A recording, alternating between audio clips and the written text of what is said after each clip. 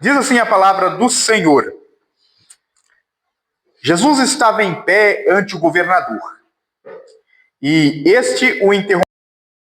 És tu o rei dos judeus? Respondeu-lhes: Tu o dizes. E, sendo acusado pelos principais sacerdotes e pelos anciões, nada respondeu. Então lhe perguntou Pilatos: Não ouve quantas acusações te fazem? Jesus não respondeu nenhuma palavra, vindo com isso a admirar-se grandemente o governador. Ora, por ocasião da festa, costumava o governador soltar ao povo um dos presos, conforme lhes quisessem. Naquela ocasião, tinha eles um preso muito conhecido, chamado Barrabás. Estando, pois, o povo reunido, perguntou-lhes Pilatos: A quem quereis que eu vos solte? Barrabás ou Jesus, chamado Cristo? Porque sabia que por inveja o tinham entregado. E então, estando ele no tribunal, sua mulher mandou-lhe dizer: Não te envolvas com este justo, porque hoje em sonho muito sofri por seu respeito. Mas os principais sacerdotes e os anciões persuadiam o povo a que pedissem Barrabás e fizessem morrer Jesus. De novo, perguntou-lhes o governador: Qual dos dois quereis que eu vos solte? Responderam eles: Barrabás. Replicou-lhes Pilatos: Que farei então de Jesus chamado Cristo? Seja crucificado, responderam todos. Mas que mal fez ele? Perguntou Pilatos. Porém, cada vez clamavam mais: Seja crucificado. Vendo Pilatos que nada conseguia, antes, pelo contrário, aumentava o tumulto, mandando vir água, lavou as mãos perante o povo, dizendo: Estou inocente do sangue deste justo. Fique o caso convosco. E o povo todo respondeu: Caia sobre nós o seu sangue e sobre os nossos filhos. Então, Pilatos lhe soltou Barrabás, e após haver açoitado Jesus, entregou-o para ser crucificado. Logo a seguir, os soldados do governador levaram Jesus para o pretório. Reuniam em torno dele toda a corte. Despojando das vestes, cobriram-no com um manto escarlate. Tecendo uma coroa de espinhos, puseram na cabeça, e na mão direita um caniço. E ajoelhando-se diante dele, o escarneciam, dizendo: Salve, rei dos judeus! E cuspiam nele. Tomaram o caniço e deram-lhe com ele na cabeça. Depois de o terem escarnecido, despiram-lhe o manto e o vestiram com suas próprias vestes. Em seguida, o levaram para ser crucificado. Ao saírem, encontraram um certo sirineu chamado Simão, a quem obrigaram a carregar-lhe a cruz. Chegando a um lugar chamado Gólgota, que significa o lugar da caveira, deram-lhe de beber vinho com fel, mas ele, provando-o, não o quis beber. Depois de o crucificarem, repartiram entre si as suas vestes, tirando sorte, e, assentados ali, o aguardavam. Por cima da sua cabeça, puseram escrito uma acusação: Este é Jesus, o rei dos judeus. E foram crucificados com ele 2 ladrões, um à sua direita, o outro à sua esquerda. Os que iam passando blasfemavam dele, meneando a cabeça, dizendo: Tu que destróis o santuário em 3 dias e o reedificas, salva-te a ti mesmo. Se és filho de Deus, desce da cruz. De igual modo, os principais sacerdotes com os escribas e anciãos escarneciam, dizendo: Salvou aos outros, e a si mesmo não pode salvar-se. É rei de Israel, desce da cruz, e creremos nele. Confiou em Deus, pois venha livrá-lo agora. Se de fato lhe quer bem, por que dizes: Sou filho de Deus? E os mesmos impróprios lhe diziam. Também os ladrões que haviam sido crucificados com ele. Desde a hora sexta até a hora nona, houve trevas sobre toda a terra. Por volta da hora nona, clamou Jesus em alta voz: Eli, Eli, lama sabachthani. O que quer dizer: Deus meu, por que me desamparastes? E alguns dos que estavam ali, ouvindo isso, diziam: Ele chama por Elias. Amém, meus irmãos? Irmãos, hoje nós vamos falar sobre um rei que foi rejeitado, mas que reina soberanamente. Nós vamos falar de um homem que não merecia a punição que levou. Neste domingo de Ramos, e é por isso que a igreja está toda ornamentada, nós recordamos a entrada triunfal de Jesus na Cidade Santa, em Jerusalém. Nós recordamos de uma multidão que dizia Hosana ao filho de Davi, como nós cantamos o primeiro hino. Uma multidão que estava cheia de expectativa, cheia de entusiasmo, estava pronta a reconhecer Jesus Cristo como rei, mas que agora crucificam. É o que gritava. Poucos dias depois, uma semaninha depois da entrada, o que saía da boca dessa mesma multidão agora era: crucifica-o e solta Barrabás. Essa mudança nos fala de uma verdade que precisamos olhar. Nós somos estáveis. Nós, como homens e mulheres, nós somos inclinados ao mal. Nós somos inclinados ao pecado. E nós lutamos contra isso. Eu luto constantemente, tenho certeza que vocês também lutam contra este velho homem que, segundo Lutero, sabia nadar. Já escutaram essa de Lutero? Lutero, certa vez, dizendo sobre o velho homem, ele disse que achava que o miserável tinha morrido no batismo. E descobriu que ele sabia nadar, porque de vez em quando ele aflorava a superfície. Nós somos assim. Vocês são santos no Senhor, são lavados no sangue do Cordeiro, são. Só que assim como eu, nós somos inclinados ao mal. Meus irmãos, nós, por nossas forças, não conseguíamos permanecer fiéis ao Rei, clamando Hosana, aquele que vem em nome do Senhor. Nós só fazemos isso quando somos cheios pelo Espírito Santo de Deus, conduzidos em piedade e amor. Este texto de Mateus capítulo 27 nos apresenta os ramos, as palmas, os gritos. Só que ele nos leva para além da aclamação. Ele nos conduz à celebração. Ele nos conduz à cruz. Ele nos mostra que a cruz de nosso Senhor foi o verdadeiro trono que o rei deste mundo sentou. E hoje nós vemos que o rei prometido, rejeitado pelos homens, cumpriu de forma soberana o plano redentor de Deus por meio deste trono, por meio da cruz.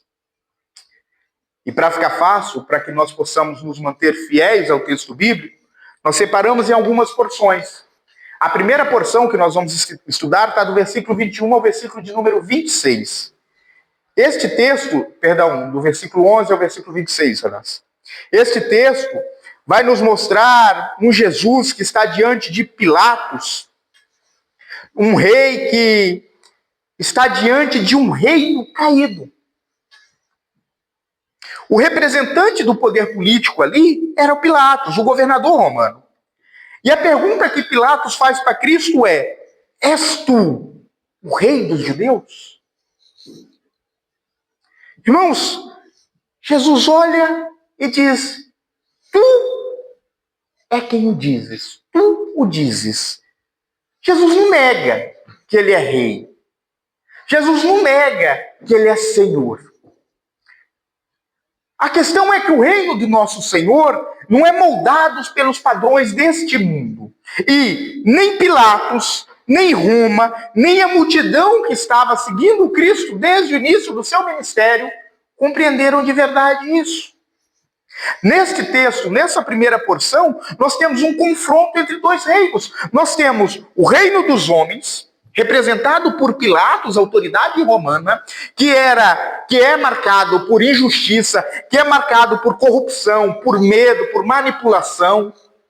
Ainda é assim hoje. Repúblicas, governos, reis, ditaduras. Basta ter o dedo do homem que nós temos escândalos. Basta ter o dedo do homem que nós vemos manipulações de poderes. E do outro lado, nós temos o reino de Deus, que é marcado por justiça, soberania e eternidade. Pilatos, ao olhar para os relatos sobre a vida de Cristo, não podemos esquecer que Jesus Cristo já estava sendo acompanhado pelas autoridades romanas, pelo Sinédrio, por todos os representantes, os religiosos, os mestres e rabis de Jerusalém, desde que ele começou a operar os milagres e sinais, desde as bodas de Canaã. O nome de Cristo já percorria toda aquela região. Depois, como nós vimos domingo passado, depois da ressurreição de Lázaro, a cruz ficou muito mais perto. Eles queriam, a todo modo, um motivo. Só que Pilatos olha para trás. Pilatos, ele está diante de Cristo e ele não olha para que, de primeiro momento, ele não olha para o que o povo queria. Ele olha para trás. Ele olha para a vida de Cristo. E aí ele não encontra nenhum respaldo para as acusações feitas contra o Filho Eterno. Ele não encontra motivo para crucificar. Ele chama Cristo de justo. Ele reconhece a inocência de Jesus Cristo. E aí você pode perguntar, tá, mas ele crucificou. Pilatos cedeu à pressão. Tinha uma multidão enfurecida que queria uma cabeça, por assim dizer. Ou ia Cristo para a cruz, ou Pilatos deixava de ser governador. Pilatos queria ficar no poder, o reino corrupto. Meus irmãos, Pilatos cede à pressão da multidão. Ele sabe que se inocentar o Messias, isso significaria abdicar do seu governo, do seu poder. Isso nos traz uma evidência essa noite. O homem natural, ele é governado pelo pecado. No caso de Pilatos, o pecado foi a ganância, foi a corrupção moral e a quebra de pelo menos 4 mandamentos. Pilatos quebrou o primeiro mandamento, que é amar a Deus acima de todas as coisas. Ele amou o poder mais do que a Deus. Pilatos quebrou o segundo mandamento, não fazer ídolos nem imagens para adorar. Ele tinha um ídolo no coração dele. O seu poder, a sua autoridade. E vocês já sabem que já falamos sobre isso. Ídolo é tudo que ocupa o trono que pertence a Deus. Ídolo é tudo que ocupa o lugar de Deus no seu coração. Pilatos quebrou o 6º mandamento, não matar ou não assassinar. Ele estava assassinando um inocente. Pilatos quebrou o 9º mandamento, não dá falso testemunho contra o próximo. Ele deu. Mesmo reconhecendo a inocência. Ele fez de Cristo maldito no madeiro. O homem natural, não importa a posição que ele ocupe, se é rei, se é governador, se é servo, se é senhor.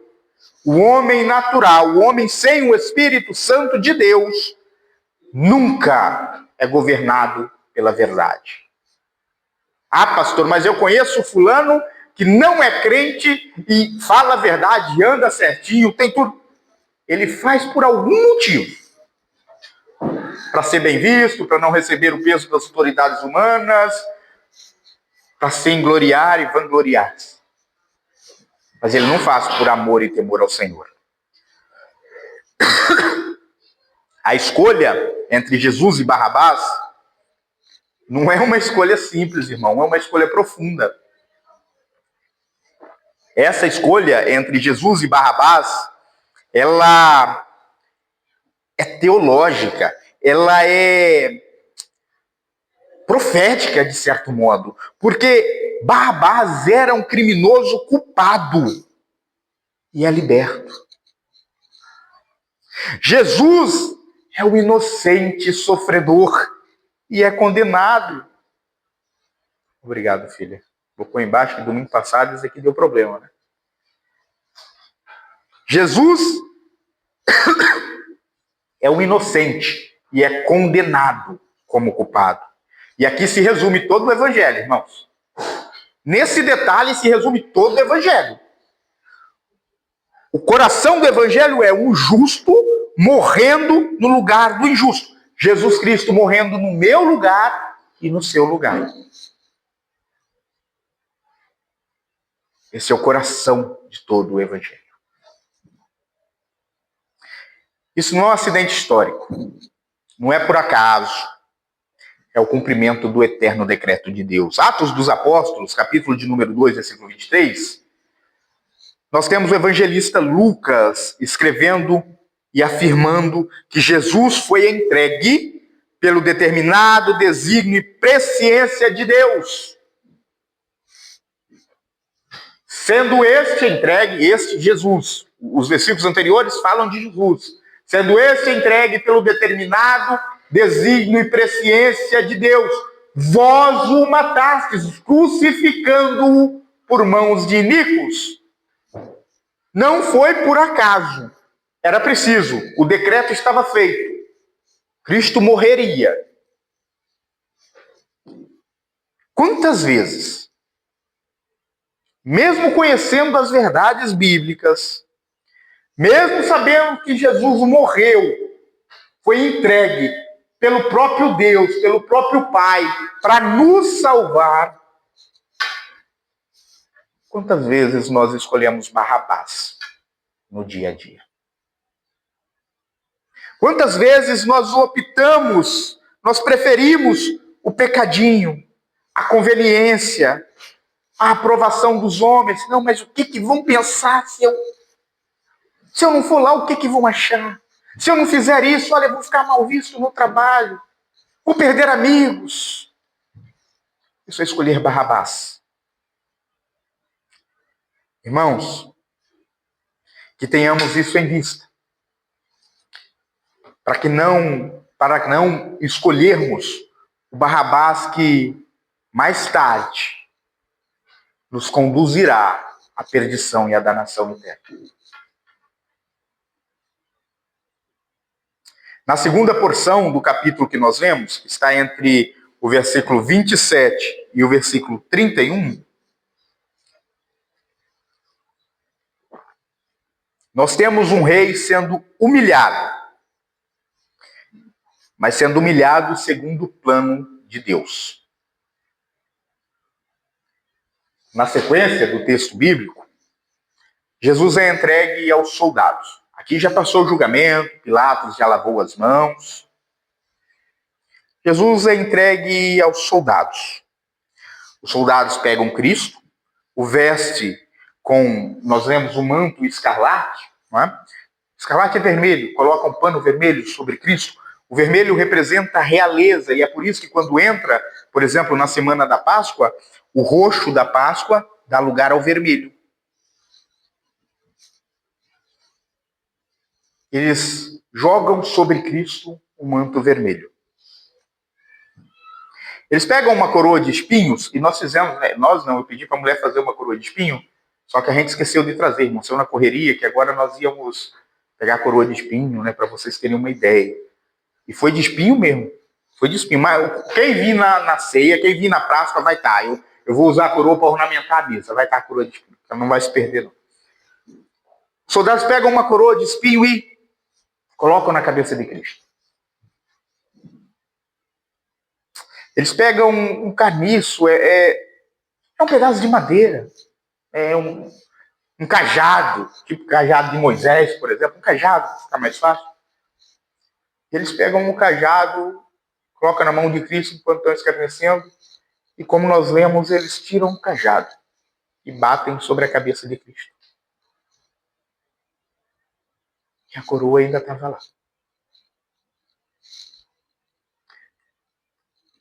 Irmãos, depois disso tudo eles zombam. Salve o Rei dos Judeus. Que santa ironia nós temos aqui. Aqueles homens estavam pensando ridicularizar a Cristo. Eles estavam achando que estavam zombando de um falso rei. Mas, sem saber, eles estavam reconhecendo o verdadeiro rei de todo o universo. Na impiedade, eles estavam aclamando o nosso Senhor. Eles reconheciam a Cristo com as suas bocas como sendo rei. Queridos, nada acontece fora da misericórdia, fora da providência de nosso Deus e Senhor. Nem o sofrimento, nem a zombaria, nem lutas, nem tormenta, nada foge do controle de um Deus soberano, absoluto, que rege todas as coisas. Um Deus que, como o salmista diz, tem o seu trono acima dos mais altos céus. Nem o sofrimento do próprio Filho. Tudo fazia parte do cumprimento das Escrituras Sagradas. Cristo estava experimentando aqui a humilhação que nós lemos lá em Filipenses, capítulo 2, do versículo 6 em diante, nós lemos na segunda leitura. Cristo aqui estava sendo Deus esvaziado de si mesmo. Cristo assumia aqui a forma de servo, sem abrir uma única vez a boca, sem soltar uma única palavra, para que se cumprisse o que o profeta havia dito: mudo para o matador. Ele foi obediente até a morte. Morte de cruz. E sabem, a morte de cruz, ela era vista pelos judeus como uma morte maldita. De certo modo, e preste atenção no que eu vou dizer e não se escandalize, pelo amor de Deus. Depois me procure e conversa comigo, não se escandalize. Cristo se fez maldito aos olhos do Pai, para que você que está sentado aí fosse bendito. Já parou para pensar nisso? Já olhou para Cristo ou para a cruz? Né? Olhou para a cruz, tendo isso na sua mente, que ele se fez maldito aos olhos do Pai para que você fosse bendito.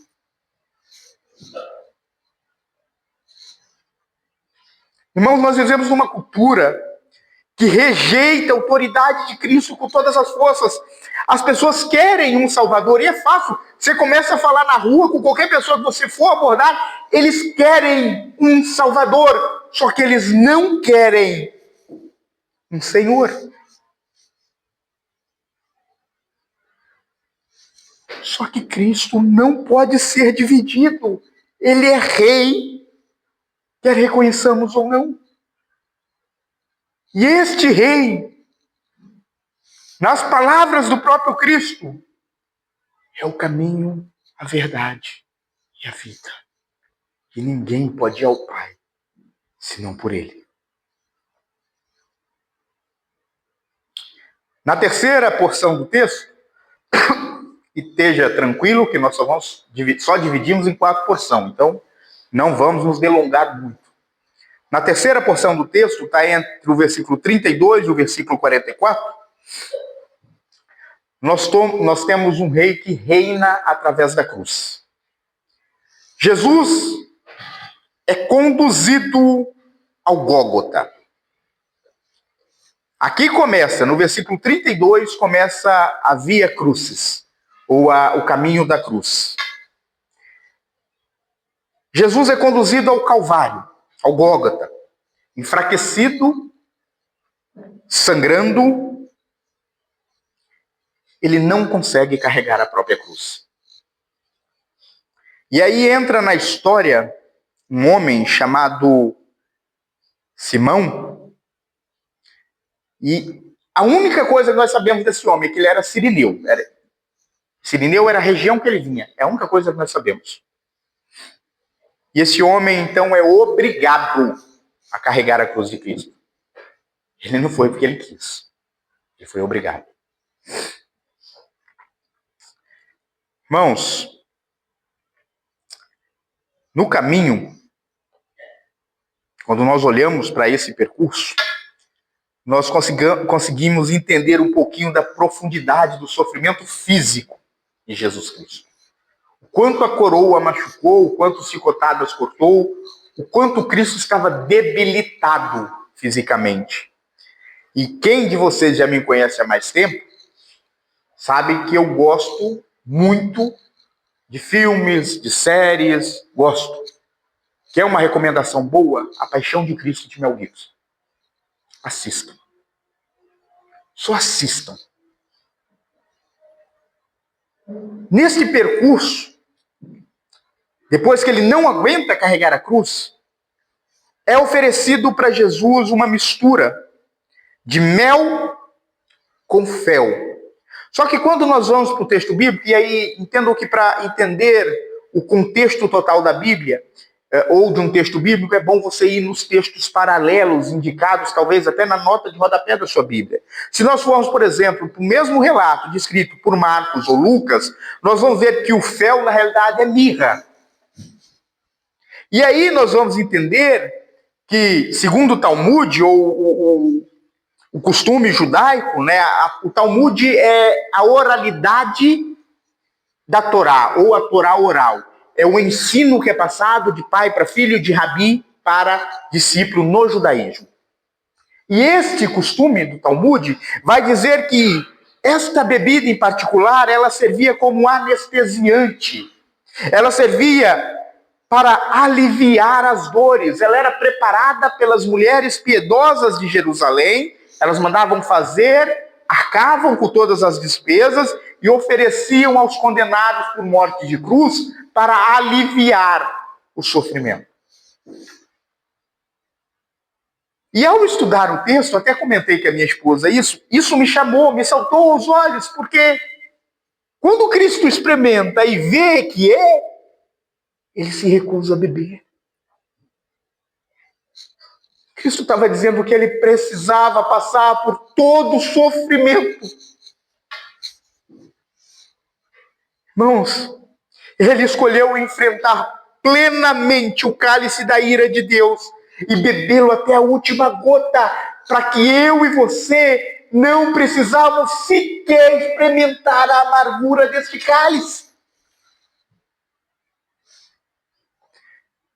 A cada martelada,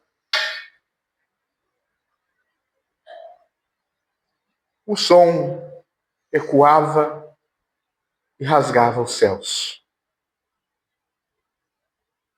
A cada martelada, quando Cristo é pregado na cruz,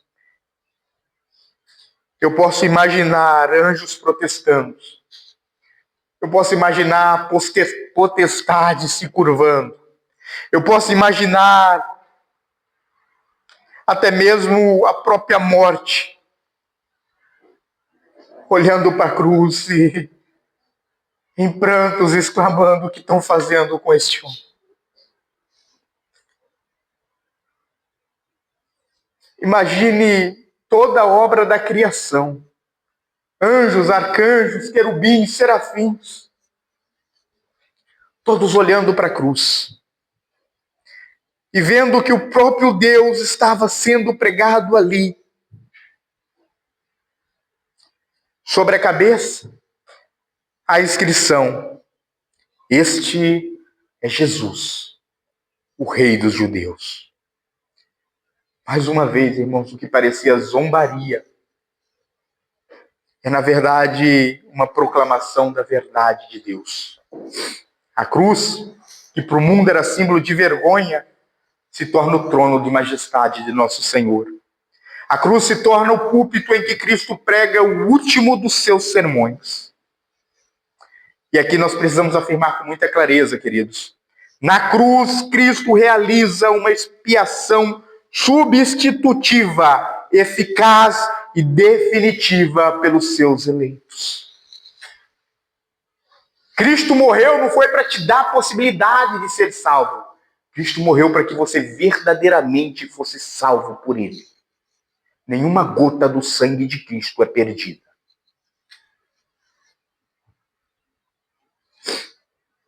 Cristo nos garante que aqueles que o Pai deu a Ele, o Evangelho de João registra essa narrativa, aqueles que o Pai deu a Ele, nenhum único se perderá. Enquanto tudo isso acontecia, os líderes religiosos, os rabis, o Sinédrio de Jerusalém, zombava. Salvou os outros e a si mesmo não consegue salvar, desce daí. E aí vamos crer que você é de fato o Messias. E é exatamente por isso que ele não desceu do madeiro, irmãos. Ele não queria salvar a ele mesmo. Ele não veio para se salvar. Ele veio para salvar vocês. Ele veio para me salvar. Ele veio para buscar a igreja de Deus do passado, do presente e do futuro que ainda há de nascer. Ele veio por todos os santos, pelos patriarcas que morreram na fé, por nós que olhamos em fé para o sacrifício dele. Ele veio para salvar o povo dele. Meus irmãos, nós somos totalmente dependentes da graça soberana de Deus. E a cruz nos mostra isso. E é por isso que a cruz é odiada. Há uma perseguição generalizada pela cruz. Eles querem, ao tirar a cruz, fazer Cristo esquecido. Quando falo por mim, quando eu passo de frente para uma cruz, eu sou confrontado. Eu sou confrontado. Eu olho para aquela cruz e sinto o meu orgulho sendo quebrado. Eu sinto a minha vaidade sendo lançada ao chão. Essa cruz me lembra que eu sou miserável pecador. Essa cruz me lembra que eu fui alcançado, que eu fui resgatado, que eu era aquela ovelhinha perdida. Que eu estava ferido, magoado, rasgado. E ele, como bom pastor, foi lá e me chamou pelo nome e me pôs em pé. Para homens com coração duro, de pedra, para homens, conforme Paulo descreve em Romanos, capítulo 1 e 2, que foram entregues aos seus próprios delitos e pecados, é impossível reconhecer esta cruz. É impossível entender e compreender a mensagem desta cruz. E para finalizar, nós temos a quarta e a última porção da noite, que está do versículo 45 ao versículo 54, que diz que o rei abre o caminho. Jesus foi crucificado às 9 horas da manhã. A terceira hora desde o primeiro raio de sol. Às 9 horas da manhã. Quando é meio-dia, as trevas tomam a terra. E talvez você se lembre da praga do Egito, em que, quando é descrito aquelas trevas, Os egípcios eles não conseguiam ver a 1 metro de distância. Não é igual, né, nós temos aqui, não. Nós estamos falando de trevas densas. Não era uma noite qualquer. O mundo perdia a luz e só havia escuridão. 12:00 até as 3 da tarde, tudo que o povo via era trevas. Não era um fenômeno natural. Não era um eclipse solar. Era uma noite que caía sobre a terra, vinda da própria parte de Deus. Era um sinal do juízo de Deus, da ira do Senhor. Jesus, então, no meio dessas trevas, clama: Elohim, Elohim, lama sabachthani. Meu Deus, por que me desamparastes? O Filho, o Santo, o Justo, experimenta o abandono, para que nós nunca sejamos abandonados.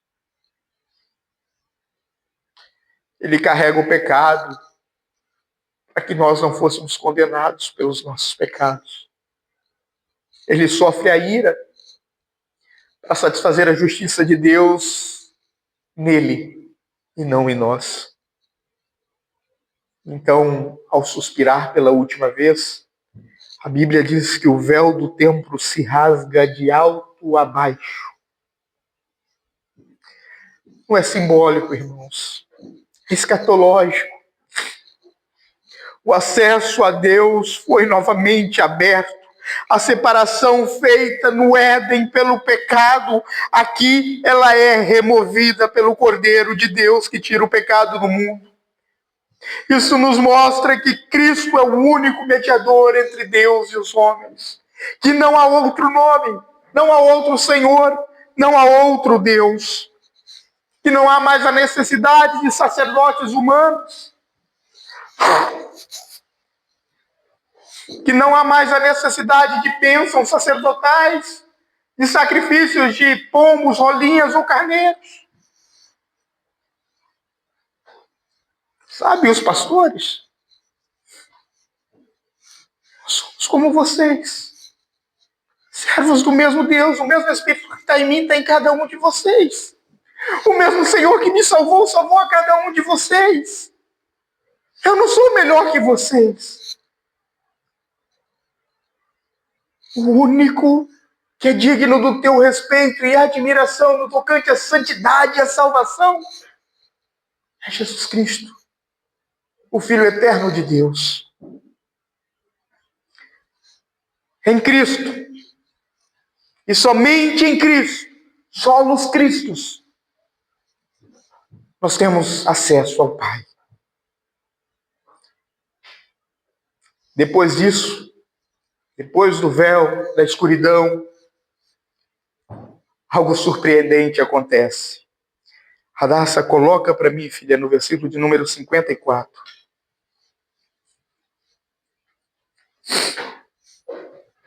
O centurião e os que com ele guardavam a Jesus, vendo o terremoto e tudo o que se passava, ficaram possuídos de grande temor e disseram: verdadeiramente, este era o Filho de Deus.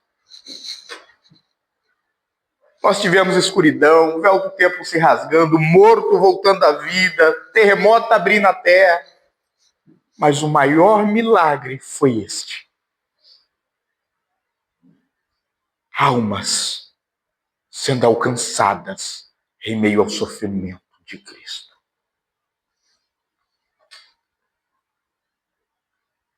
Enquanto os religiosos endureciam o coração, um gentil, um indigno para o judaísmo, um que não merecia sequer entrar dentro do templo,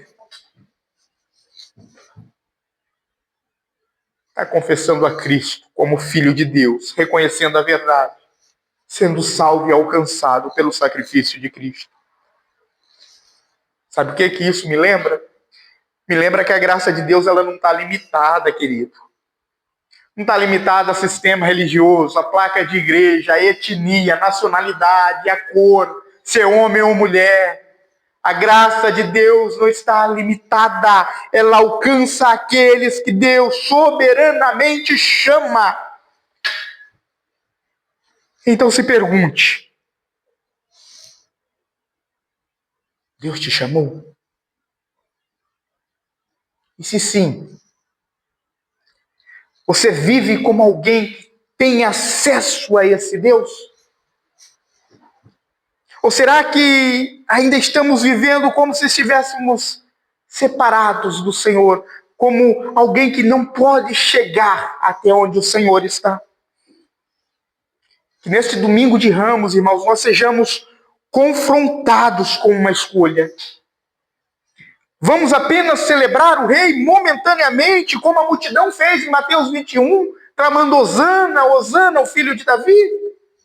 Ou será que nós vamos nos submeter ao Rei crucificado e ressurreto, Senhor dos Senhores? A multidão gritou Hosana, como nós cantamos, mas apesar disso, permaneceu infiel. E nós? Será que estamos falando com a boca o que o nosso coração está cheio? Ou estamos soterrando o nosso coração da vaidade, da aparência, para nos domingos estarmos aqui bonitinhos? O trono de Cristo é a cruz, e a cruz exige uma resposta. Você, eu, nós reconhecemos a esse Senhor, reconhecemos a Cristo, estamos sendo governados por Ele, nós estamos confiando nele, na obra completa dele para a salvação, ou será que ainda estamos confiando na própria força, na nossa própria vontade, no nosso próprio querer?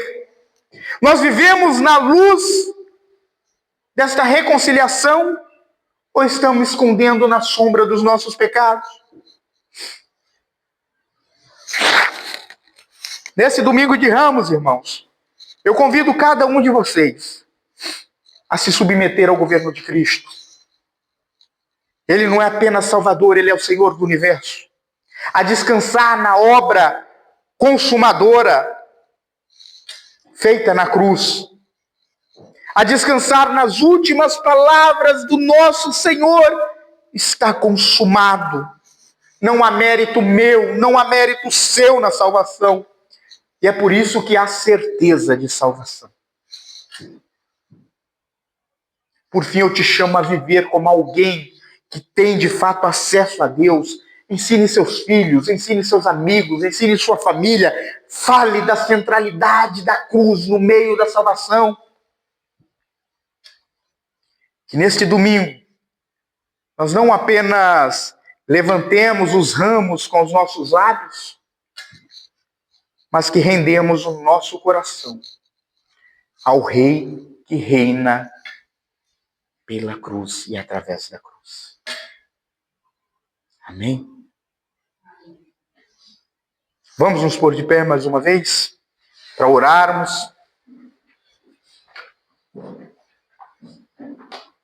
E você já sabe, vocês estão proibidos de sair sem se cumprimentarem, sem pegarem na mão.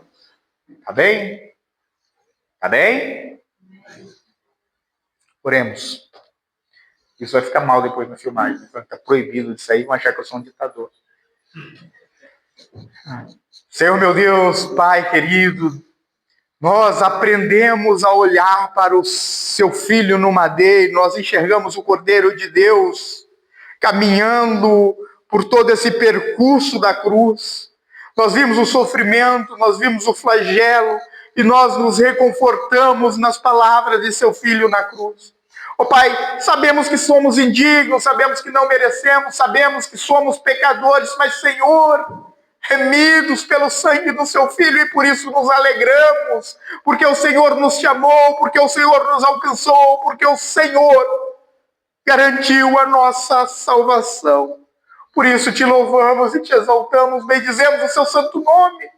Pai, que esta palavra ao encontrar os nossos corações, a nossa mente possa produzir frutos, que sejamos ensinados no decorrer da semana, Pai, que possamos relembrar o sacrifício do seu Filho até o próximo culto, e assim nos apresentarmos no próximo domingo, domingo de Páscoa, como alguém que olha para um Senhor ressurreto, que vive, que está centrado à direita do Deus Pai.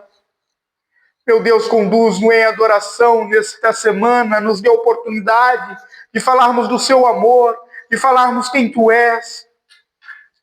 Pai, nos dê oportunidade de dizermos que o Senhor é o nosso Rei e que o Senhor vive para todo sempre. Graças te dou pela vida de cada um dos meus irmãos que está aqui presente, por cada família representada, que a sua mão poderosa recaia sobre eles, os guarde, os livre de todo mal, os proteja, Pai, e mais do que isso, os conforte na certeza da salvação que há no Senhor.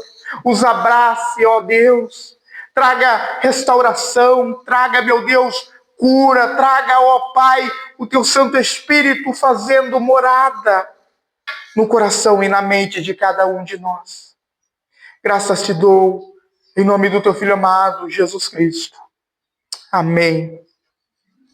Que a graça de nosso Senhor e Salvador Jesus Cristo, o amor de Deus Pai, a comunhão e as consolações do Espírito Santo de Deus, seja com cada um de vocês santos, lavados, remidos no sangue do Cordeiro. E a igreja toda diz: Amém. Amém. Amém.